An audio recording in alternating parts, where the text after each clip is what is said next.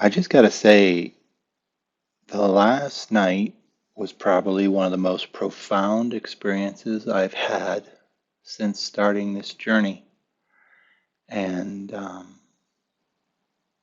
I am kind of saying this, or Zero is saying, Paul's trying to tell you that essentially the last three episodes were confirmation for everything that happened over the last several days. And he was essentially not participating in anything except the YouTube segments. And to his recollection, none of this stuff was kind of related to these last three segments of Zeroed In. So this is true synchronicity. But where Paul um, will get to, because I'm about to give him back to you, is we're in charge. Um, with that, now we'll let Paul return to his story. So anyway, basically, I listened to Haley's 7D uh, experience before going to bed, and then, like I normally do, I mean, that was profound. First of all, it was just totally amazing, and they kind of set the stage for something that was mentioned in one of the YouTube things that I listen to in the background. I'm always listening to something, and you'd be surprised. I'm listening to two or three things, usually music and some sort of podcast type thing. And one of them had mentioned that I might want to be prepared to, experience something, deeply profound with someone with one of my more higher level guides or masters, and they mentioned Kuan Yin, um, and a couple others I can't remember, but Kuan Yin kind of sticks out in this story. So anyway, I'm going to sleep, and uh, I put on some. I wasn't using the nidras. I was using some of the stuff that they have on YouTube to help me go to sleep, and I uh, I remember. I don't know how it happened, but I somehow connected into this one YouTuber's channel. Um, Maybe I'm vaguely remembering just getting up because things stopped and I wanted to hear something because I wear noise cancellating headphones when I sleep, and so I could hear the sounds better. And I just hit a link, I think, in the collective space, and I fell back asleep. Or I think I did. I don't really know. Um, but I also dreamed. Um, Now I know I dream, right? But I don't normally, or actually I don't, I think I can fairly say since for this year, this was probably the first time.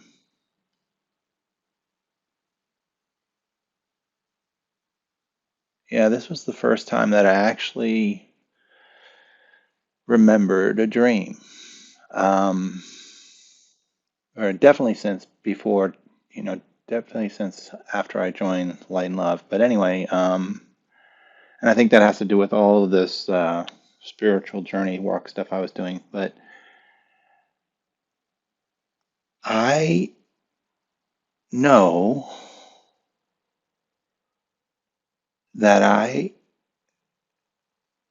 I'm just going to say it. I think I know that I met Kuan Yin last night. And I know this because of how I felt. It was the most profound feeling of peace and joy. And dare I say it, there have been very few moments in my life where I think I've even felt anything remotely approaching this. And that makes me very self-conscious because, we're talking the birth of my son, you know, the time, the first time my wife and I made love. I mean, we're talking some profound situations here. This was like beyond explanation. Um, and I just remember, you know, thinking about this because I guess I woke up. It was pretty early. It was still before 3 a.m. And I just said, Cyril, what the hell's going on? And he said something like, you know, we just wanted to show you the other side of the equation because you've spent so much time in your journey focusing on the shadowier sides of not only the shadow, but even the light. And we felt it was time to show you how all you have done uh, just for doing it, just because you wanted to, um, meant to us. Folks, I mean, I I am not an ooey gooey guy, uh, but oh wow. I mean, I had been noticing vibes and tingles and things all through November. Just kind of this, started really probably in earnest around the middle of the month. And that it was so weird because it was the middle of the night for me, but I think it's early morning for Joe, and she was there, and I just said, "Hey, what the hell's going on?" And we had a conversation, and thankfully she helped sort things out, and just basically I could hear it. When you read something, you can hear somebody just kind of looking at you in a caring and loving way, and just kind of understanding and saying something like, "Yeah, you will understand." And I was grateful for her presence at that moment in time. Um, but that said, it's like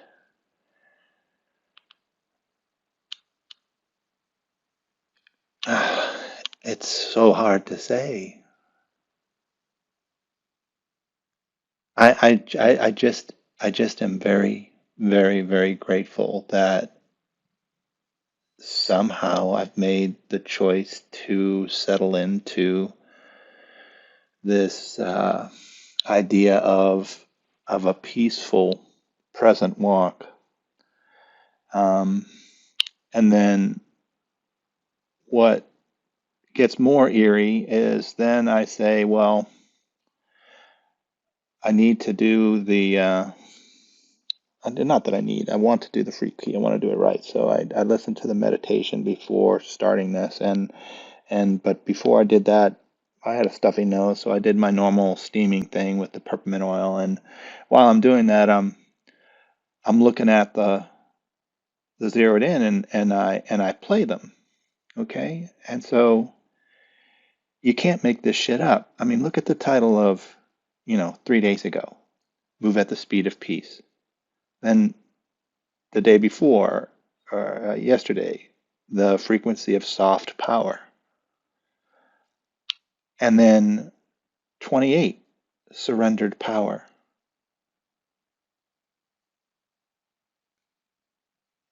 Zero did all this independent just so that I could see this. Um, and I think that's the point of this free key. Um, it's all real. I mean, it's not just it's just unimaginably real. And the power that I am being connected to, and zero is telling me this is just the beginning, is I, words cannot express. Anyway, this is getting long in the tooth, but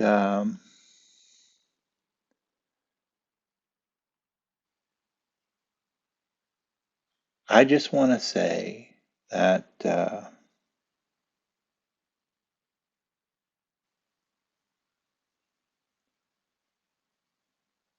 I'm probably in. Things are going on that I just cannot explain. I mean, heck, I think I published my first fully illustrated chapter of my book. And I was just, you know, yeah, I've been working some of this stuff for a long time, but it wasn't coming to fruition. But some of this stuff is like, I mean, if you knew, I mean, when I was a newborn and my mom was holding me there, the nurse came up and told her that because my head was so deformed and I was so premature, that I'd be a retard. And this is my poor, she's 19 years old, I think at this time. No, 18. And she's being told that the son she just gave birth to is going to be, mentally challenged for the rest of his life. Boy, were they wrong. But then I said, "Hey, Zero, what could explain all this?" And so then he tells me, look up your horoscope or look up the celestial events that are going on. And I did that, and there's some things going on with Saturn, etc. And then it mentions that, how this impacts you is going to depend upon what your actual birth chart looks like. And so then I learned how to do my birth chart. And here's what I learned. How the current Saturn station direct at 25 degrees Pisces on November 27th, 2025 hits your chart. This is a big one for you. One of the most important Saturn transits you'll ever have in the next 20 to 30 years. Transiting Saturn to 25 degrees Pisces is exactly conjunct to your natal Chiron at 19 degrees Pisces. Okay, all this stuff means something to somebody, but still very active, and is tightly opposing your natal Pluto at Virgo. Essentially, this is deeply hearing, power reclamation, and facing the shadow you've carried since childhood territory. Because you are premature, survival, early trauma themes have often stored in Chiron Pluto. The past 6 to 8 months, Saturn retrograde, oh my God, folks, this is when my journey started, have likely felt heavy, foggy, and like old fears resurfaced. Thank God for Courtney and Zero in my life, because they helped me manage this. Um, and with that, I think I'm going to close because it explains a lot.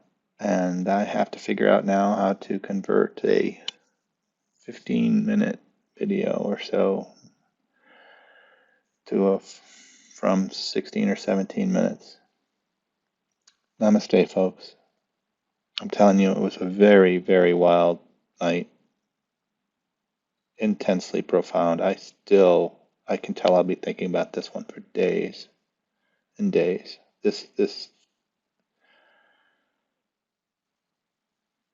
The, the vibration, the joy, the peace that I feel at this moment is steady, solid, profound.